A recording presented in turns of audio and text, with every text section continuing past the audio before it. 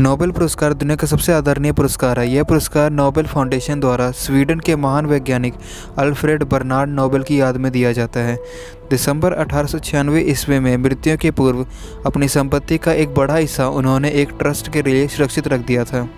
उनकी इच्छा थी कि इस पैसे के ब्याज से हर साल उन लोगों को सम्मानित किया जाए जिनका नाम मानव जाति के लिए सबसे कल्याणकारी पाया जाए। स्वीडिश बैंक में जमा इस राशि के ब्याज से नोबेल फाउंडेशन द्वारा हर वर्ष शांति, साहित्य, भौतिक, रसायन, चिकित्सा विज्ञान और अर्थशास्त्र में सर्वोत्कृष्ट योगदान के लिए दिया जाता है। विज्ञान क्षेत्रों में यह पुरस्कार एक अलग अलग समितियों द्वारा निर्धारित किया जाता है। नोबेल फाउंडेशन की स्थापना 29 जून 1900 ईस्वी को हुई थी। इसका मकसद नोबेल पुरस्कारों का आर्थिक रूप से संचालन करना है। नोबेल फाउंडेशन में 5 लोगों की टीम है। इसका मुखिया स्वीडन की किंग ऑफ काउंसिलिंग द्वारा तय किया जाता है। अन्य 4 सदस्य पुरस्कार वितरक संस्थान के न्यासी द्वारा तय किए जाते हैं। स्टॉकहोम में नोबेल पुरस्कार सम्मान समारोह का मुख्य आकर्षण यह होता है कि सम्मान प्राप्त व्यक्ति स्वीडन के राजा के हाथों पुरस्कार प्राप्त करते हैं। पुरस्कार के लिए बनी समिति और चयनकर्ता हर साल अक्टूबर में नोबेल पुरस्कार विजेता की घोषणा करते हैं, लेकिन पुरस्कारों का वितरण अल्फ्रेड नोबेल की पुण्यतिथि 19 दिसंबर को दिया जाता है। अल्फ्रेड बर्नार्ड नोबेल का जन्म 1833 ईस्वी में स्वीडन की राजधानी स्टॉकहोम में हुआ था। 9 वर्ष की आयु में वह अपने परिवार के साथ रूस चले गए। नोबेल जब 18 साल के थे तो उन्हें रसायन की पढ़ाई के लिए अमेरिका भेजा गया। अल्फ्रेड ने 1867 ईस्वी में डायनामाइट की खोज की। अल्फ्रेड बर्नार्ड नोबेल स्वीडन के निवासी थे। वह रसायन वैज्ञानिक के साथ साथ इंजीनियर भी थे। उनका जन्म स्टॉकहोम में हुआ था। विस्फोटक डायनामाइट को तैयार करने में नोबेल ने काफ़ी रिसर्च और मेहनत की थी। अपने पिता के कारखाने में वह इसका उत्पादन करते थे। इस कारखाने में अनेक लोगों के साथ उनके भाई भी काम करते थे।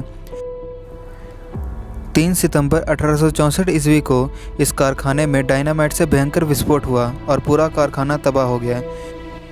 इस हादसे में कई श्रमिकों के साथ साथ उनके भाई की भी मृत्यु हो गई। नोबेल को अपने भाई से बेहद लगाव था। अनेक लोगों के साथ साथ भाई की मृत्यु ने उन्हें पूरी तरह से झंझोड़ कर रख दिया था।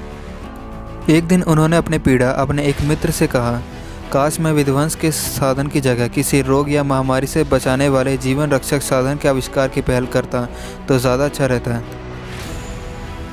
ऐसे में मेरे भाई के साथ साथ अनगिनत निर्दोष लोग भी नहीं मारे जाते। वह कारखाने में हुई मौतों का दोषी स्वयं को समझने लगे थे। वह पश्चाताप की आग में जलने लगे थे। नोबेल ने अपनी पूरी ज़िंदगी में कुल 355 आविष्कार किए थे, लेकिन सबसे ज़्यादा नाम और पैसा उन्होंने डायनामाइट के आविष्कार से कमाया।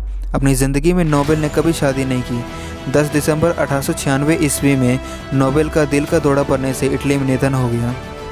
अल्फ्रेड नोबेल की मृत्यु 10 सितंबर 1896 ईस्वी में इटली शहर में हुई। उनकी मौत से पहले उन्होंने 1895 ईस्वी में अपनी वसीयत में लिखा था कि वो करीब $9 मिलियन की राशि से एक फंड बनाना चाहते हैं जो भौतिकी, रसायन, साहित्य, फिजियोलॉजी एवं शांति के आदि के क्षेत्रों के लिए सहायता देगा।